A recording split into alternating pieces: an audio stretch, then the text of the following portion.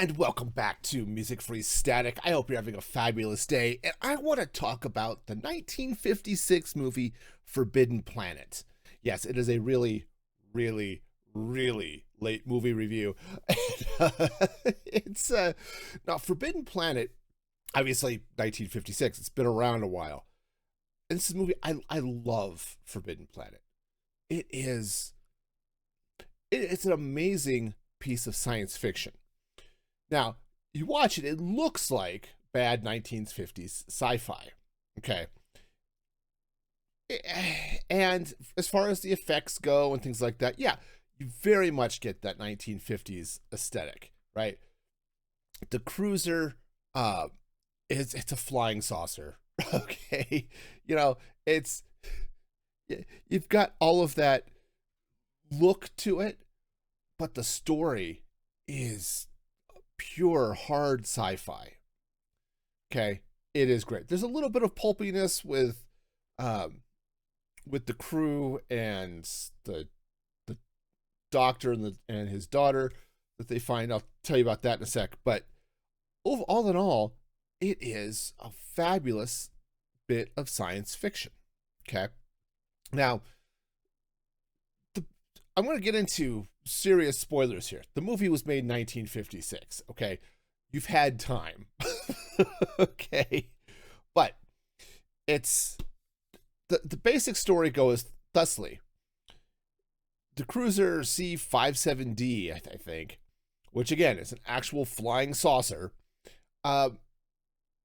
is investigating a colony that was supposed to have landed on planet Altair 6. Okay.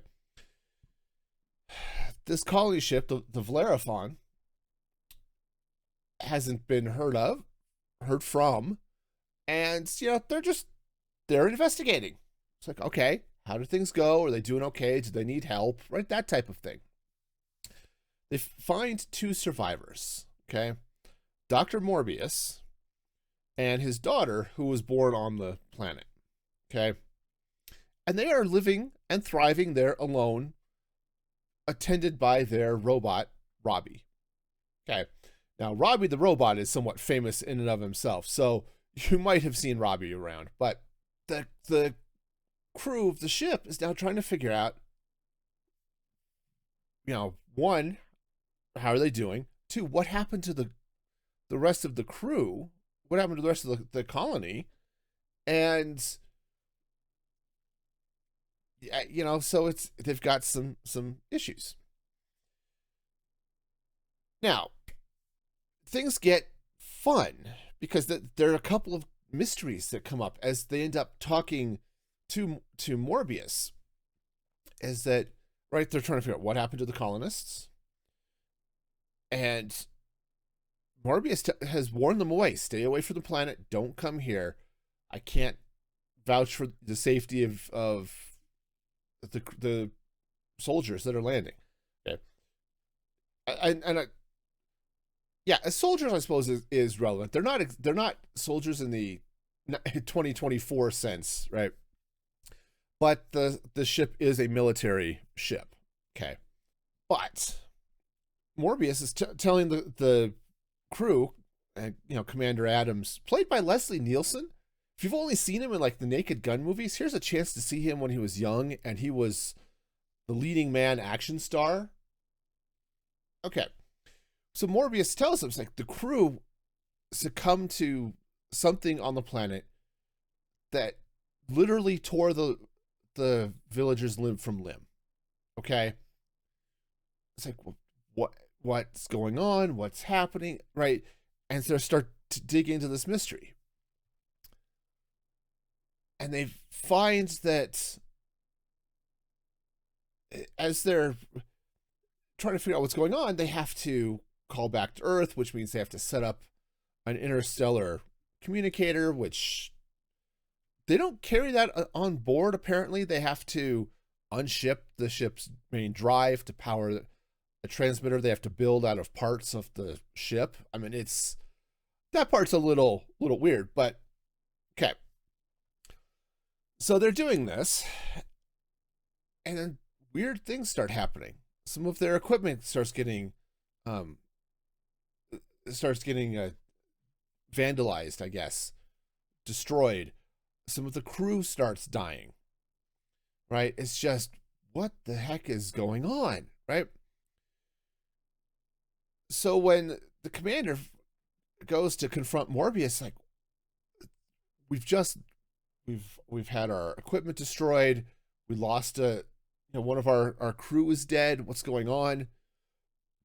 Eventually, Morbius spills a little bit. Said, "Look, I found the remains of an ancient and very advanced civilization." And he talks about them being like a million years ahead of humanity, both ethically and technologically. Okay. And Morbius has been studying their tech for the last 20 years. And one of the first things he learned was how to build Robby, who's this phenomenally powerful and useful robot. Okay, great. But that still doesn't answer what happens to the colonists. And as they're trying to figure out what is actually happening on this planet, more and more of the crew are dying. And obviously the captain here, Commander Adams here, is getting a little concerned, right? So this is the setup. All right. And the way this mystery rolls out, it's slow rolled for throughout the whole movie, really. And it rolls out slowly. And I said, it might be a little bit slow in some ways for modern audiences, but man, I would love to see a modern retelling of this. So not because this 1956 version is bad, but to see one that takes this story, ups the production value a little bit, and maybe you could even build on the suspense a little bit more.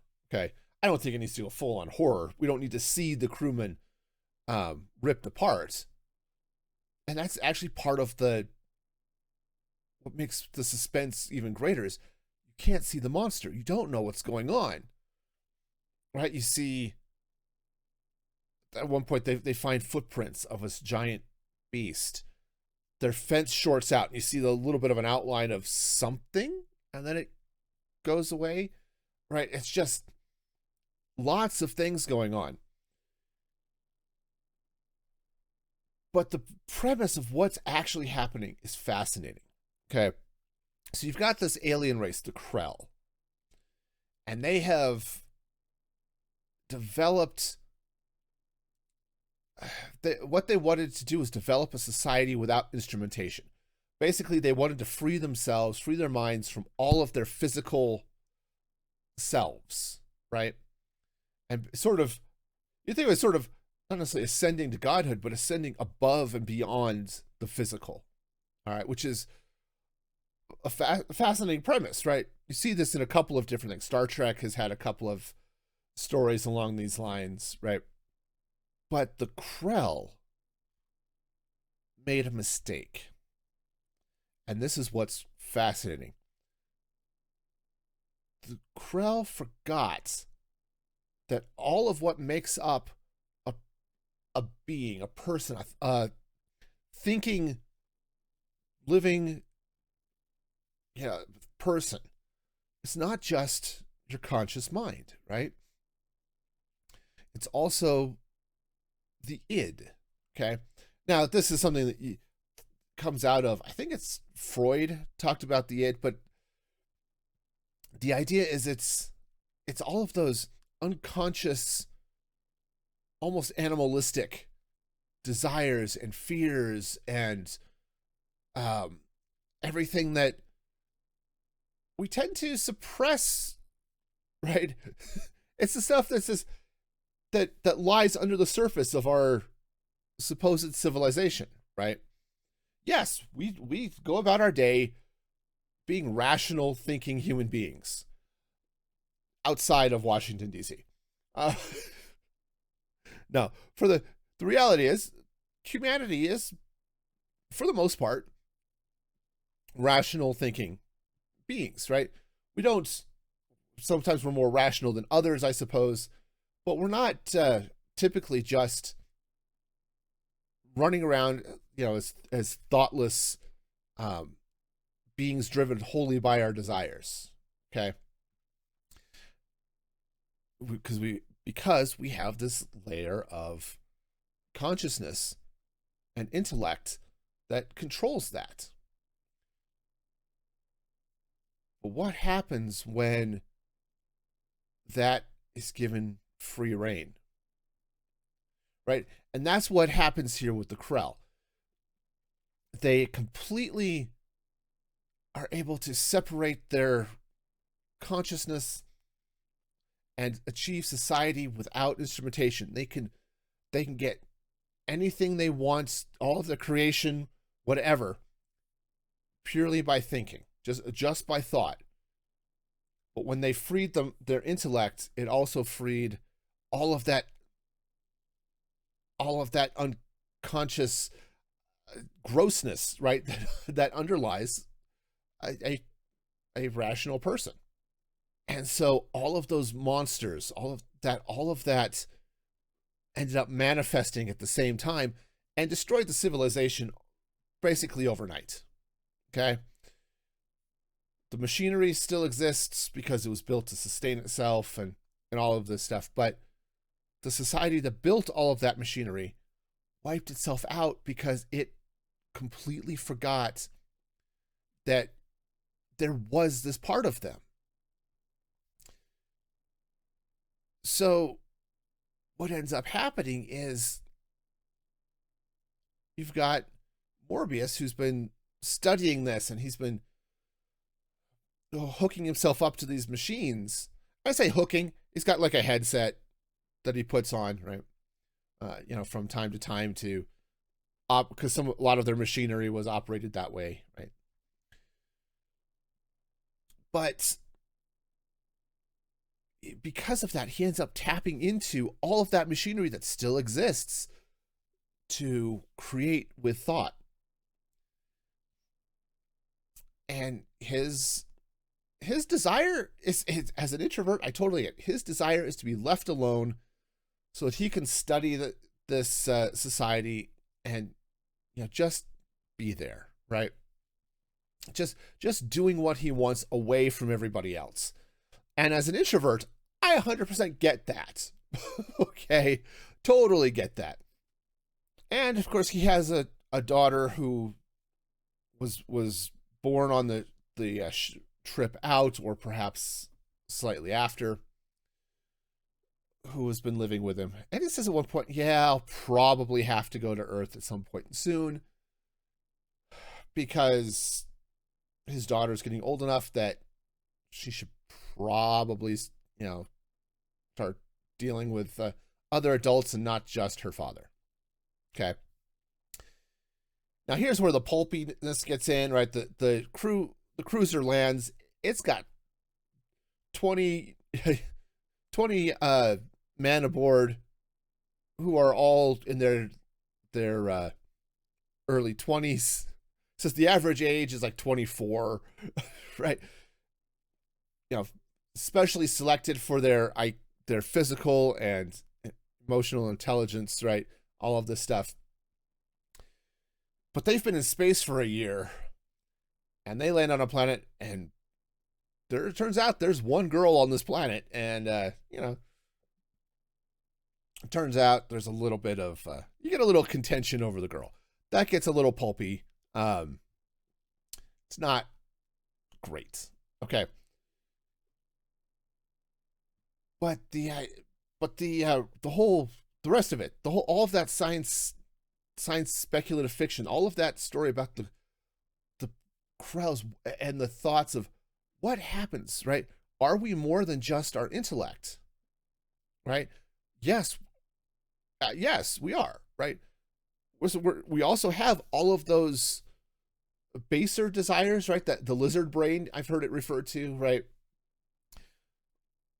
That we have evolved over time to deal with, some better than others, to be fair, right? And it's it's interesting to talk about and study a lot of the philosophies to talk about, oh, how do you overcome this part of humanity? Because we generally agree, and I think rightly so, that we really need to move beyond those baser instincts, right? Um, the phrase we use in the Church of Jesus Christ of Latter-day Saints is overcoming the natural man. Okay, the idea is that the natural man just does whatever the heck he wants, right, with no consequences to anything, and we need to overcome that, right?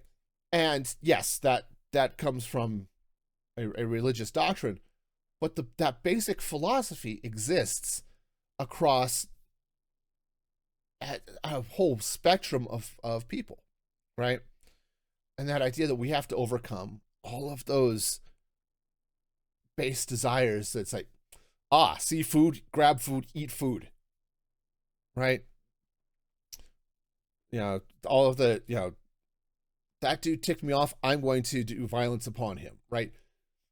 All of those thoughts of just, what was that, the phrase, intrusive thoughts we get once in a while. It's like, oh, what if I just push this person in front of the train, right? All of that stuff we're working to control, because it's generally better for society and better for ourselves, right? Okay, and so what happens when a species almost basically forgets that is there and suddenly unleashes it with the full power of creation, right? And that's what we end up seeing here on Altair 6 and this planet they've landed on, because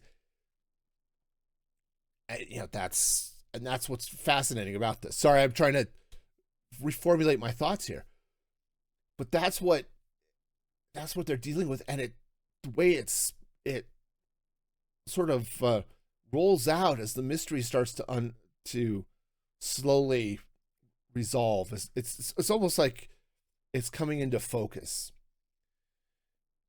and I love this. And yes, some of the acting's a little stilted. I mean, there's some great actors. Said Leslie Nielsen is great as the commander. Walter Pidgeon plays Dr. Morbius, and Pidgeon is one of those guys that, unless you're a fan of old movies, probably don't remember. But he plays the Doctor as this very intelligent, very haughty, but also, well, not unfeeling, not uncaring, but he is prideful, right? And pride is a dangerous thing. I talked about that on the podcast a couple of weeks ago. But he plays it beautifully, okay? And Robby is fabulous, right? It's just a fun, it's a fun, boxy, really impractical looking robot in a lot of ways.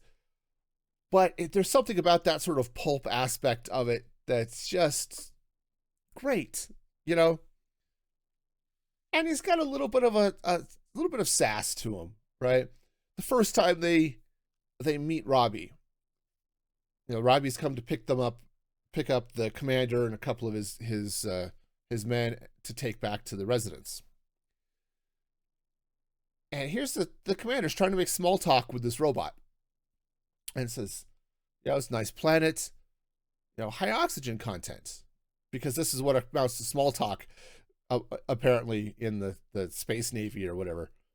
But Robby's response is, I don't use it often myself. It promotes rust. And it's just fun. Robby is great. Okay.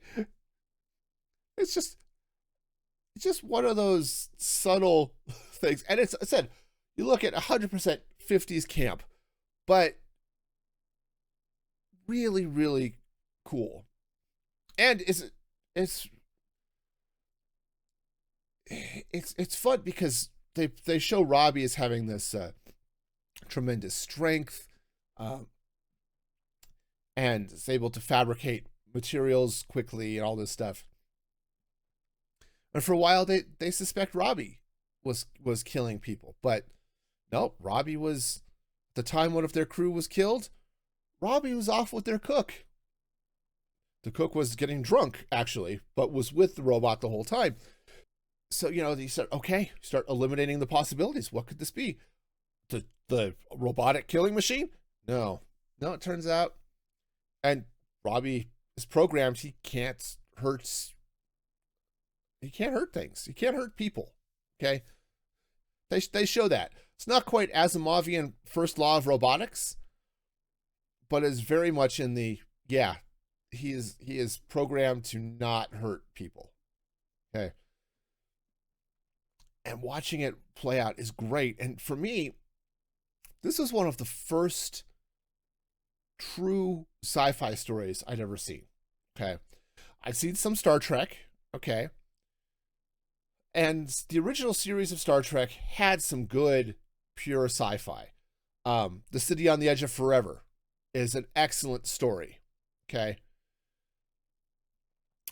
Excellent science fiction. And there are a number of Star Trek episodes that really dive hard into that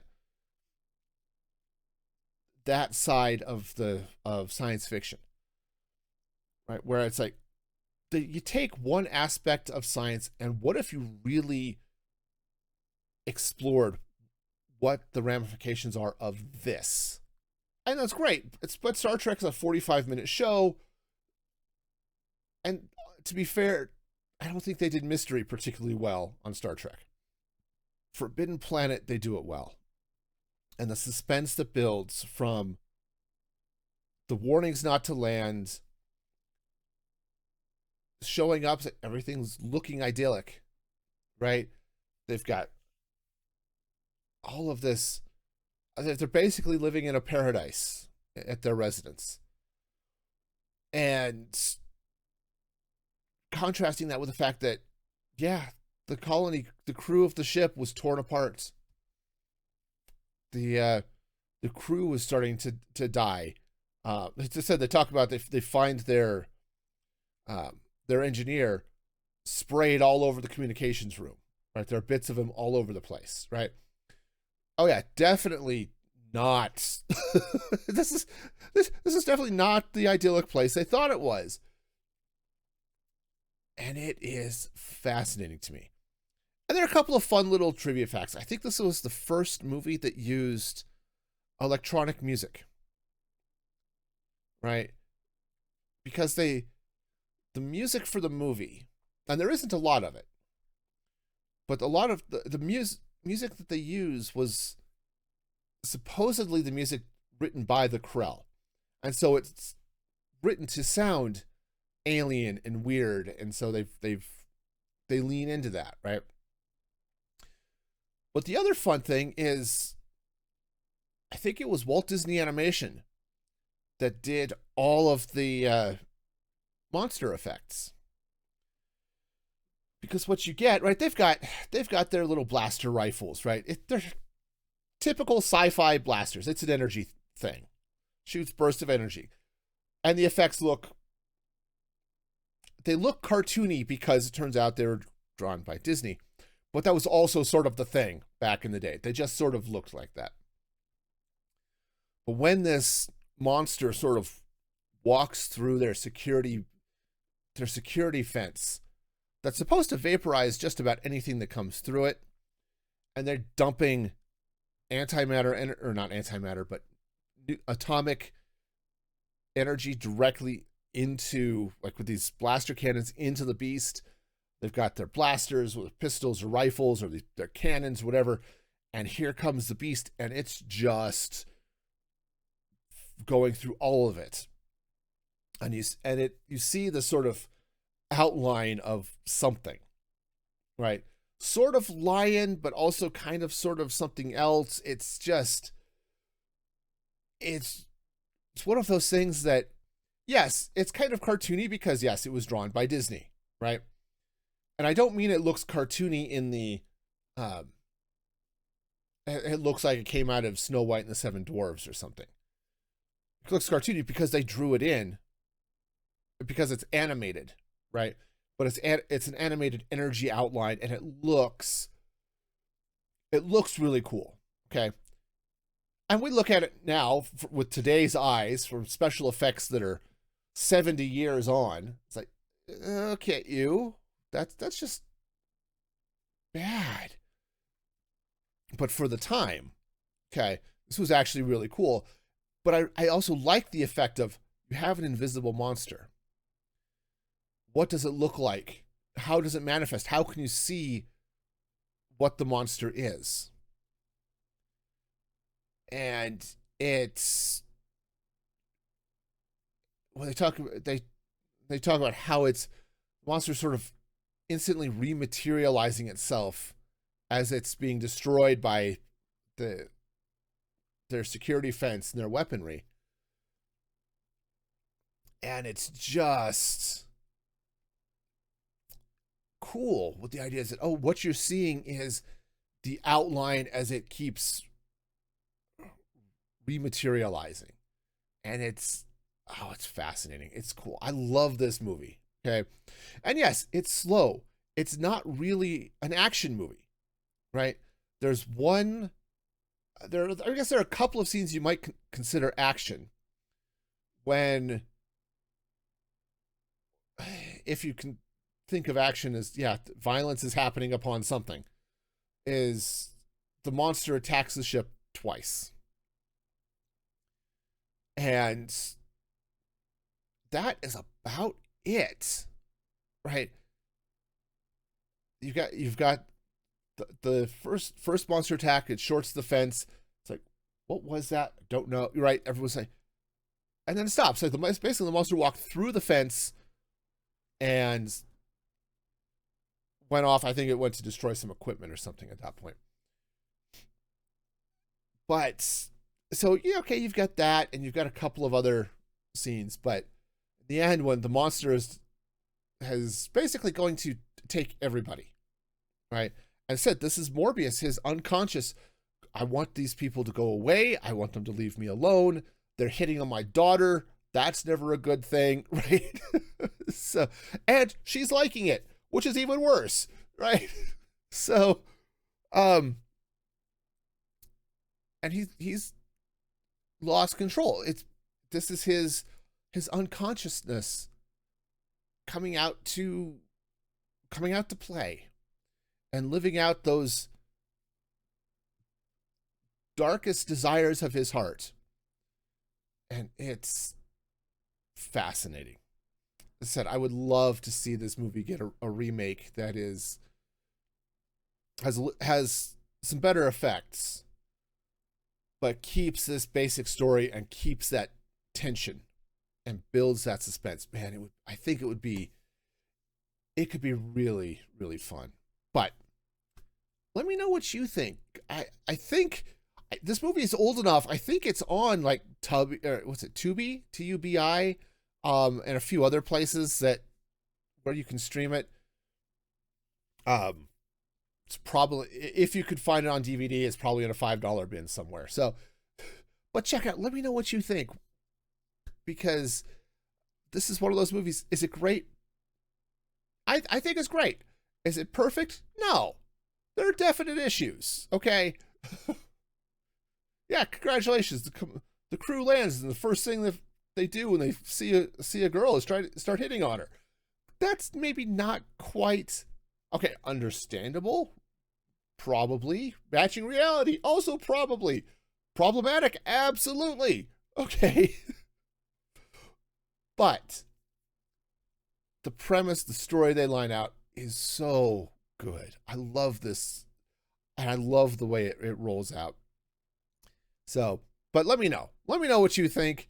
And because I love movies. I do. I don't watch them as much as I used to, but oh, they're fun. And I love science fiction.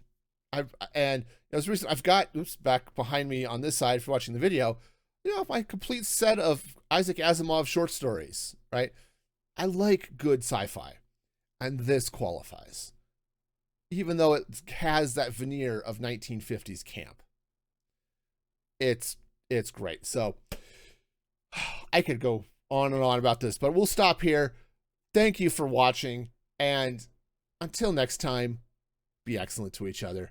And this is Music Free Static signing off.